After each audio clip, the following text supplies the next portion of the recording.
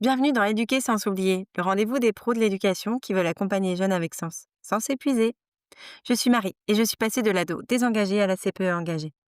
Ici, on explore les postures, on partage des outils concrets et on ouvre des pistes pour garder le cap. Mais attention, pour eux, mais aussi pour toi. Parce qu'accompagner les jeunes, c'est bien, mais c'est bien d'apprendre à les comprendre, mais c'est aussi bien de prendre soin de toi. Alors, installe-toi et on démarre sur le premier épisode. Pour ce premier épisode, j'avais envie de vous emmener un peu dans les coulisses. De vous parler un peu de mon histoire, de vous parler un peu de moi, qui je suis, pourquoi j'ai choisi ce métier et puis pourquoi aujourd'hui je lance ce podcast. Si vous travaillez avec des jeunes, si vous avez aussi senti parfois, que vous étiez à bout, que vous étiez perdu ou au contraire que vous êtes vraiment passionné, mais qu'il vous manque quelque chose et que vous êtes vraiment en quête de sens, alors cet épisode, il est pour toi.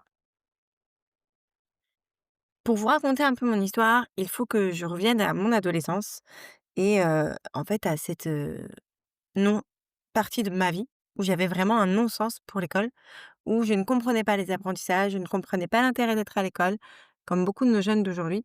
Voilà, j'étais en fait, l'élève lambda, vous savez, celle qui, n'est pas là pour, pour travailler, mais plutôt pour voir ses copains, ses copines et qui, en fait, va plutôt bavarder. Alors loin de la violence, loin de tout ça, mais par contre pas toujours, hyper, présente, ni, physiquement, ni même, dans la participation.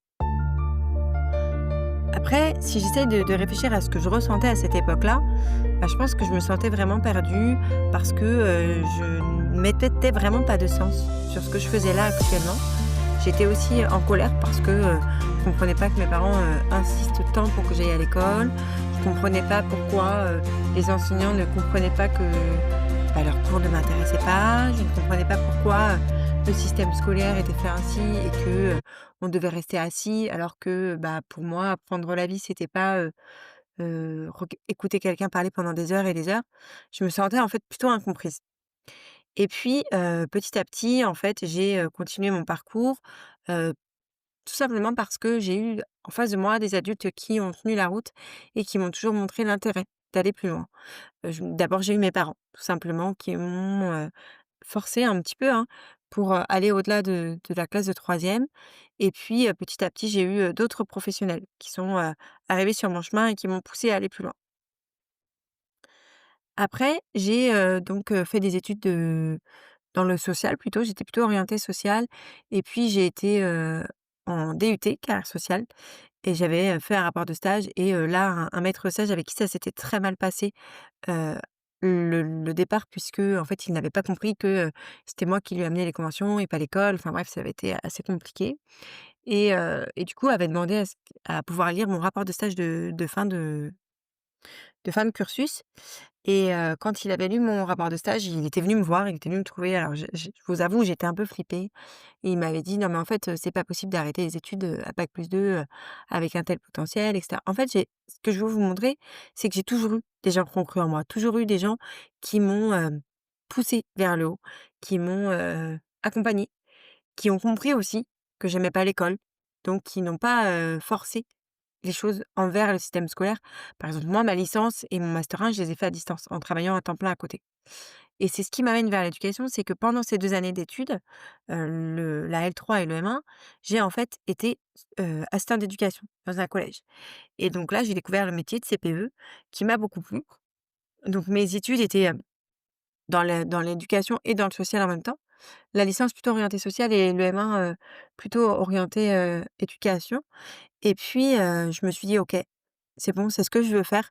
Donc, j'ai été en fait, CPE adjointe pendant un an en M2 et puis, après, le parcours, vous le connaissez. J'ai été, d'abord CPE dans un lycée, sur Angers, pas très loin d'Angers, dans un lycée agricole privé et puis pendant, à peu près 7 mois et puis après j'ai été pendant 8 ans en Bretagne où j'ai appris beaucoup, beaucoup, beaucoup de choses. J'ai eu, des moments de doute, j'ai eu des moments, difficiles, des moments forts et des moments d'apprentissage. J'étais toute jeune, hein, donc j'ai dû me construire, j'ai dû construire mon métier, j'ai dû construire, mes apprentissages et puis, il y a eu beaucoup de moments où je me suis remise en question aussi. Parce que, est-ce que j'étais pas trop jeune? Est-ce que c'était pas trop difficile? Est-ce que j'avais pas trop de casquettes? Parce que souvent on se dit, oui, le boulot de CPE, c'est, celle qui met les règles et celle qui va, donner les sanctions et cetera. Mais pas du tout, pas du tout. En fait, quand on est sur le terrain, je pense que mes collègues vous le diront, j'étais loin de passer ma journée à mettre des sanctions et à réprimander les jeunes. En fait, il y a tellement d'autres casquettes et encore plus dans ces lycées, pro agricoles, je pense, où en fait, bah, il y a plein d'autres corps de métier qu'il y a pas et donc il faut être pluridisciplinaire et pouvoir accompagner sur un maximum de choses. Je me suis formée en santé mentale, enfin voilà. Il y avait beaucoup, beaucoup de choses à donner, beaucoup de choses à faire et j'ai adoré ces années. J'ai adoré.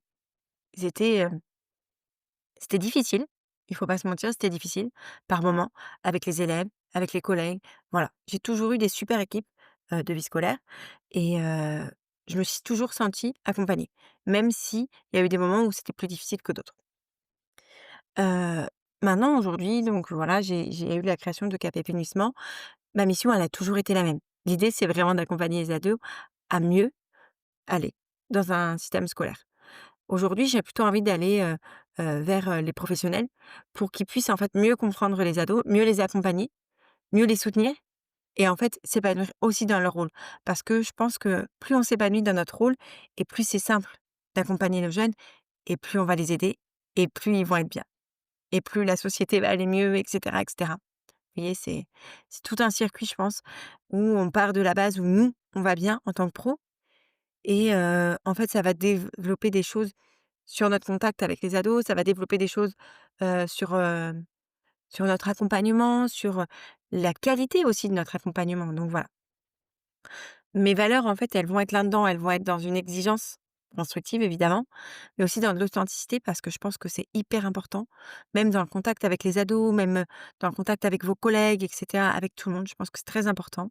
J'ai aussi cette valeur importante de bienveillance, d'écoute, d'empathie. Voilà, ce sont des valeurs que je pense pouvoir vous apporter tout au long de ce parcours. Mes combats, ils sont multiples. Le premier, vous l'avez vu, c'est, le bien-être des ados et en particulier, dans le milieu scolaire et leur santé mentale puisque, voilà, j'ai beaucoup apprécié travailler sur la santé mentale aussi. Et puis il y a, cette partie de professionnel. En fait, j'ai envie de pouvoir accompagner le maximum de personnes à sortir de la posture pompier au quotidien. Parce que, je pense que c'est ce qui m'a le plus pesé quand j'étais CPE, c'était le manque de temps, le manque, des de soutien, on va dire, matériel aussi parfois. En fait, parce que on se dit: «Bah, si j'avais plus de temps, bah, je pourrais prendre plus de temps avec un élève» et cetera et cetera. J'avais vraiment, vraiment cette impression d'être un pompier. On allait d'incendie en incendie, d'urgence en urgence et moi ce que je voulais, c'était vraiment être une éducatrice inspirante. Vraiment, être là pour les jeunes, être là pour les accompagner, être là pour les guider, être là pour les écouter aussi tout simplement et voilà, c'est pour ça que j'ai vraiment envie d'accompagner les pros aujourd'hui et puis aussi pour, éviter tout ce qui est épuisement professionnel. Voilà pour tout ce qui est de ma partie. Maintenant, pourquoi ce podcast? Et ben, je pense que si vous avez vécu avec moi, le sommet virtuel, vous avez pu remarquer, j'en ai beaucoup parlé, mais j'ai eu beaucoup, beaucoup de retours de professionnels de l'éducation et c'est aussi ce qui m'a donné envie de m'orienter plus vers les professionnels. C'est, ce côté, passionné mais épuisé, en fait. Ce côté où, bah, on a envie d'être là, on a envie d'aider les jeunes, mais en même temps, on n'en peut plus. On n'en peut plus parce qu'on n'a pas les outils, on n'a pas d'espace pour prendre du recul. Voilà. En fait, c'est ça que je veux amener ici. Ce que vous allez trouver ici dans ce podcast qui va être mensuel, hebdomadaire pardon, ça va être des partages d'expériences que j'ai vécues, que, vous allez pouvoir m'apporter et que je vais pouvoir partager aux autres. Des outils simples et actionnables parce que je pense que, l'idée c'est de vous apporter des outils et que vous puissiez vous les approprier et que vous puissiez les actionner, en tant que professionnel. Et j'espère pouvoir vous partager des super interviews avec des pros inspirants. J'ai déjà quelques noms en tête, quelques oui aussi, donc j'ai hâte de pouvoir, vous les diffuser et puis, des réflexions. Parce que je pense que, sans introspection et sans avancer sur son propre chemin et ben, on peut pas guider celui de nos jeunes. Donc voilà, j'espère pouvoir vous apporter un maximum de choses.